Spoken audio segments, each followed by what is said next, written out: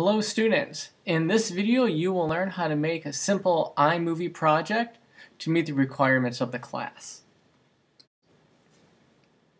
To start your project with iMovie, go File, New Project, that'll look familiar to you, and another window will pop up giving you some options on what your project should look like. You can choose things like aspect ratio, frames per second, and also a name. When you started watching this instructional video, you saw that there was a title. So one thing you're going to want to do is to make a title. So if you go to the right side of iMovie, where you see a music note, a camera, a T, a box, and a circle that looks like the planet Earth, you would go to the T to click on Title. You'll have some options come up. Choose the option that you want by clicking and dragging it to the upper left, the project area. And after you've done that, you can highlight the text and change the text to how you want it. When you created your new project, you had the option of automatically inserting transitions. If you want to insert them manually, you go to the lower right window where you see the music note, camera, T, box, and globe, and you click on the box, and then you'll have options for transitions. Click on the one you want and drag it into the upper left project area to create that transition.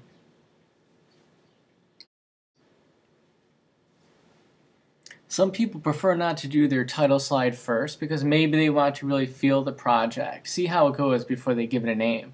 That is an option. In that case, in the upper left hand area, you will not have any pictures, but you can have photos and videos on the bottom that you drag from the bottom to the upper left and view the clip in the upper right. So when you play the clip, it shows in the upper right. You are able to intermingle videos with still photos in iMovie. The default setting is the Ken Burns effect, where the camera seems to move around the image. You can click on the triangle of the image or go into Window and choose Cropping to change that function. Just click off of the Ken Burns by clicking on Fit and then Done. One way to record an audio voiceover is to go into QuickTime and choose File, New, Audio. And by the way, that is me on the desktop, James Bond.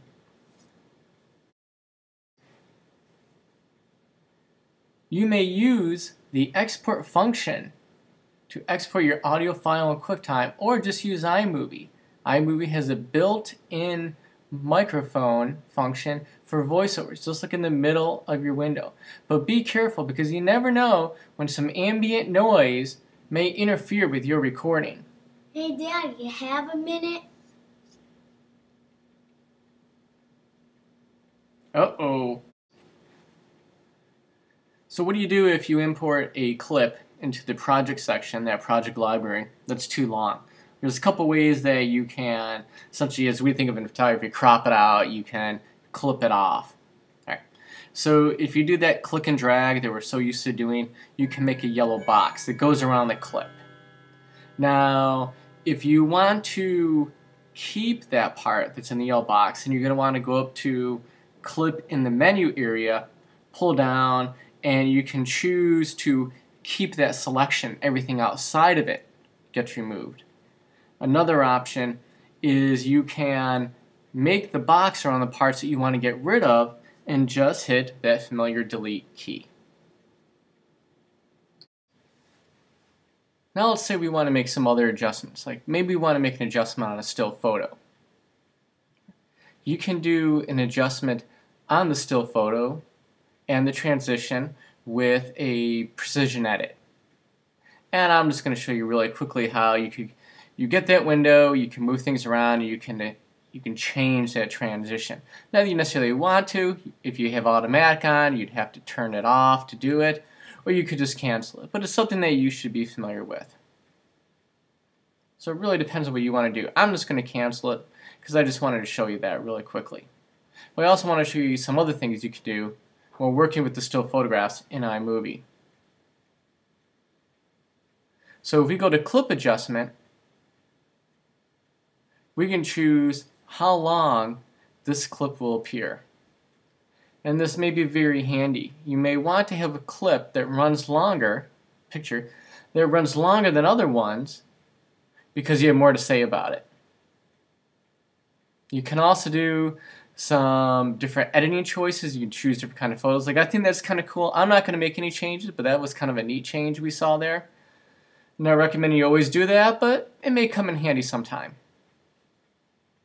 As you see here, my clip has now been expanded. You see it takes up more space along this timeline because I wanted to see it longer. And also because of that, I might want to change this whole Ken Burns effect. You have some options of getting rid of it. You could click on that fit. You can also move those green and red boxes as well, which determine how the image moves about in the Ken Burns effect. Sometimes I just like to turn it off. Sometimes when you import a movie into iMovie, and this is working from iMovie, it will create artifacts in an otherwise good video. And you definitely don't want these kind of artifacts. To fix this problem, I didn't fix the bad video because the original video was perfectly fine. It was the import that damaged the video clip. So instead of importing it from iMovie, I went into QuickTime, opened up the movie clip in QuickTime, and then did a direct export to iMovie. And that's one of the great things about this relationship. There are several ways that you can control the volume for your clips. So if we take the clip, the first original clip that was brought in of the musicians, you can control how loud that is. And that's especially handy if you are having a voiceover, like you just saw and just heard. If you want to control the volume of the clip, just click on the clip and you will notice that there is a triangle, and you click on that triangle and it gives you more controls, and it gives you these audio controls. And you have the option of increasing or decreasing the volume of this clip. You have the option of doing the ducking, controlling any other sounds that are playing at the same time. This is especially handy with the voiceovers. Besides actually clicking on the clip, which is easier to do than to say, you can also click on a separate audio file, like I had the voiceover, and have similar controls so you can decide how loud you want one and how loud or quiet you want the other.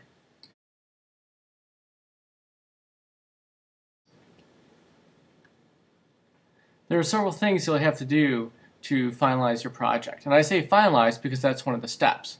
So if you go to File in iMovie, down to Finalize, this will prepare your project for some form of export.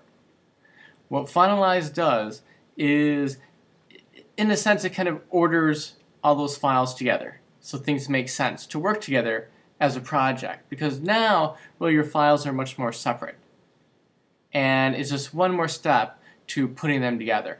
After you do the finalization, which can take a while, you're going to go to Share, and then you're going to choose which format you want to use.